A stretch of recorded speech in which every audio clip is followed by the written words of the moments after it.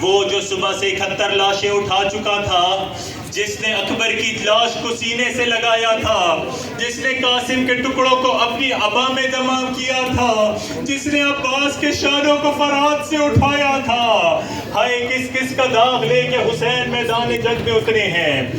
اب حسین نے ذوالفقار کو بے نیام کیا، اور علی کا بیٹا ہے نا، حسین نے جنگ کرنا شروع کی۔ کہا لینو تم جنگ کرنا چاہتے ہو، آؤ حسین کی جنگ دیکھو، میں تمہیں بتاتا ہوں میرے بابا نے بدر و احد و حنین میں تمہارے اجداد کو کس طرح قتل کیا تھا، میں اسی علی کا بیٹا ہوں۔ ارے حسین بڑھ بڑھ کے حملہ کرتے ہیں، وہ یہ اشکیا علمان الحفیظ کی صدائیں بلند کرتی ہیں۔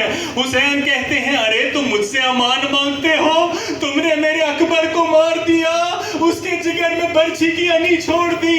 ارے پھر حسین نے بڑھ کے حملہ کیا، فوج علمان الحفیظ کہتی ہے، حسین نے رک کر کہا تم مجھ سے امان مانگتے ہو، ارے میں نے اپنے ننھے شیر خوار کے لیے تم سے پانی طلب کیا تو تیر سہشوبہ اصغر کو جواب میں ملا۔ بس عزاداران مظلوم کربلا، کوفہ و شام کی فوجیں کوفہ و شام سے ٹکرا رہی ہیں، زہرا کا لال جنگل میں جنگ کر رہا ہے، وہ ایسی جنگ کی کہ پھر ایسی جنگ کسی نے دیکھی نہیں، تاریخ میں ایسے حملے ملتے نہیں، ایک ایک حملے میں ہزار ہزار کو فنار کیا۔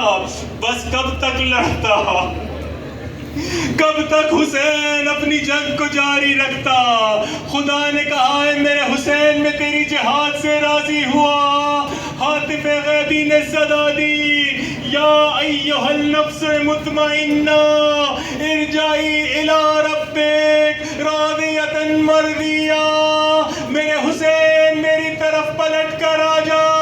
حسین نے ذوالفقار کو نیام میں رکھا، اشکیا سمجھ گئے غریب حملہ نہیں کرے گا، بکھرا ہوا لشکر یکجا ہوا۔ ارے جس کے پاس تلوار تھی اس نے تلوار ماری، جس کے پاس نیزے تھے اس نے بھالے مارے، ارے جس کے پاس کچھ نہیں تھا کربلا کی زمین سے پتھر اٹھا کے غریب کو پتھر مارنے شروع کیے۔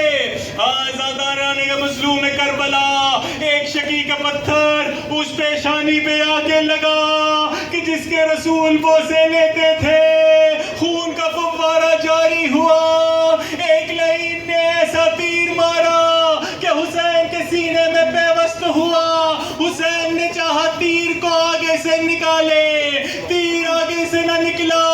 حسین نے پشت کی جانب سے تیر کو نکالا، خون کا فوارہ جاری ہوا۔ حسین نے خون چلو میں لے کے آسمان کی طرف بڑھا دیا۔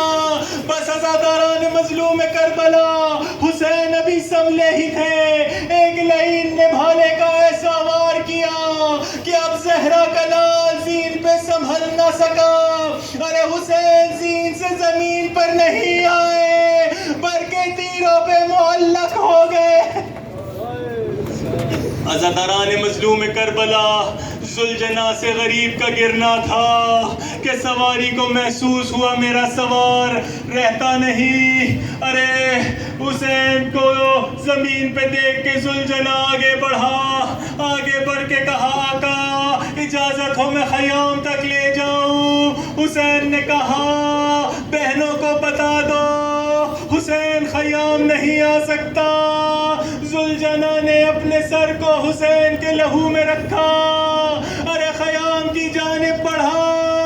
بیویوں کو ذوالجنا کی ہنہناہٹ کی آواز آئی، ارے ننھی شہزادی دوڑ کے باہر نکلی، کہا شاید بابا واپس آ گئے۔